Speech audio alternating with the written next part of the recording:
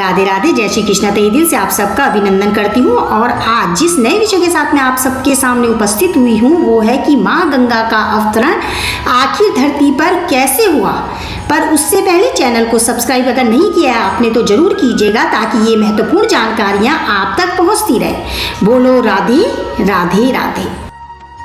क्या आप जानते हैं माँ गंगा को मोक्षदायिनी और जीवनदायिनी भी कहा जाता है। माँ गंगा को भारत की एक धार्मिक सांस्कृतिक धरोहर के रूप में पूजा जाता है। मान्यता ये भी है कि बड़े बड़े संत महर्षि इसी के तट पर बैठकर तपस्या करते हुए मोक्ष को प्राप्त हुए हैं। मान्यता है कि माँ गंगा में स्नान करना न केवल स्वास्थ्य बल्कि मनुष्य के पूर्व जन्म के पापों तक को नष्ट करने का एक अचूक रामबाण है।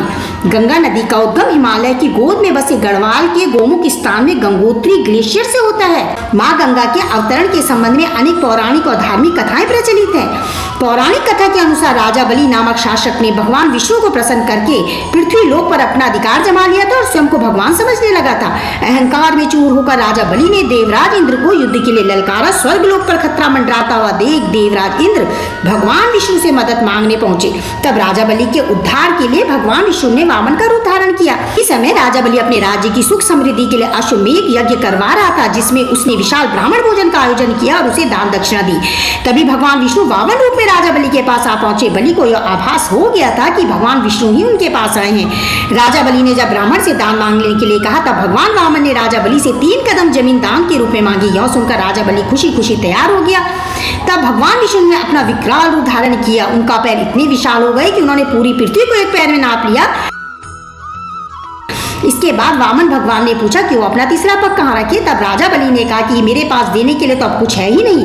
अपना शीश झुकाकर कहा कि आप अपना तीसरा पग उसके शरीर पर रख दे। तब वामन भगवान ने ऐसा ही किया और ऐसे में राजा बलि पाताल लोक में समा गया। पौराणिक कथा के अनुसार जब भगवान विष्णु ने अपना दूसरा पैर आकाश की ओर बढ़ाया तब ब्रह्मा जी ने उनके पैर धोए। उस जल को कमंडल में भर लिया। जल के तेज से ब्रह्मा जी के कमंडल में माँ गंगा का जन्म हुआ। कुछ समय बाद ब्रह्मा जी ने उन्हें पर्वतराज हिमालय को पुत्री के रूप में सौंप दिया था। एक कथा यह भी प्रचलित है कि जब भगवान वामन ने अपना एक पैर आकाश की ओर उठाया था तब उनकी चोट से आकाश में छेद हो गया था। इसी से 3 धाराएं फूट पड़ी थी। एक धारा पृथ्वी पर गिरी थी, दूसरी स्वर्ग में और तीसरी पाताल लोक में चली गई थी। इसीलिए माँ गंगा को त्रिपदगा के नाम से भी जाना जाता है। एक और प्राचीन कथा प्रचलित है कि प्राचीन काल में सगर नाम प्रतापी राजा हुआ करते थे, जिसने अपने साम्राज्य के विस्तार के लिए अश्वमेध यज्ञ का आयोजन किया था। यज्ञ के दौरान घोड़ा छोड़ दिया था। जब इस यज्ञ का पता देवराज इंद्र को चला तो वो चिंता में आ गए। उन्हें चिंता थी कि अगर अश्वमेध यज्ञ का घोड़ा स्वर्ग से गुजर जाता है तो राजा सगर स्वर्ग लोक पर भी अपना साम्राज्य स्थापित कर लेंगे। पौराणिक काल में अश्वमेध यज्ञ के दौरान छोड़ा गया घोड़ा जिस राज्य से गुजरता था वह राज्य उस राजा का हो जाता था। इसलिए स्वर्ग लोक गंवाने के भय के कारण इंद्र ने अपना वेश बदला और राजा सगर के घोड़े को चुपचाप कपिल मुनि के आश्रम में बांध दिया। इस दौरान कपिल मुनि घोर ध्यान मुद्रा में थे। जब घोड़े की चोरी की बात राजा सगर को मिली तब वो अत्यंत क्रोधित हो गए। उन्होंने आवेश में आकर अपने 60,000 पुत्रों को घोड़े की खोज में भेज दिया। जब उनके पुत्रों को ज्ञान हुआ कि कपिल मुनि के आश्रम में वो घोड़ा बंधा है तब उन्होंने भ्रांतिवश कपिल मुनि को चोर मान लिया और उनसे युद्ध करने के लिए आश्रम में घुस गए।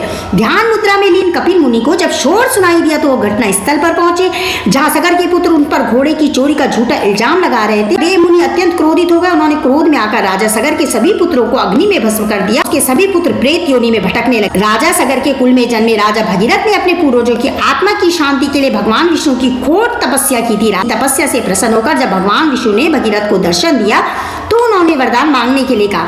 भगीरथ ने पूर्वजों की आत्मा शांति के लिए माँ गंगा को धरती पर लाने की प्रार्थना की।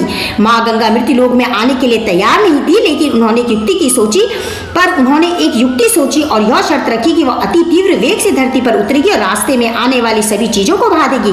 गंगा की शर्त से भगवान विष्णु भी चिंता में आ गए और भोलेनाथ से इसका हल निकालने के लिए कहा। तब भगवान विष्णु ने कहा कि वह गंगा को अपनी जटाओं में समाहित कर लेंगे जिससे धरती पर विनाश नहीं होगा। इसके बाद भगवान शंकर ने गंगा को अपनी जटाओं में समाहित किया और इस तरह गंगा नदी धरती पर प्रकट हुई। बोलो राधे राधे राधे।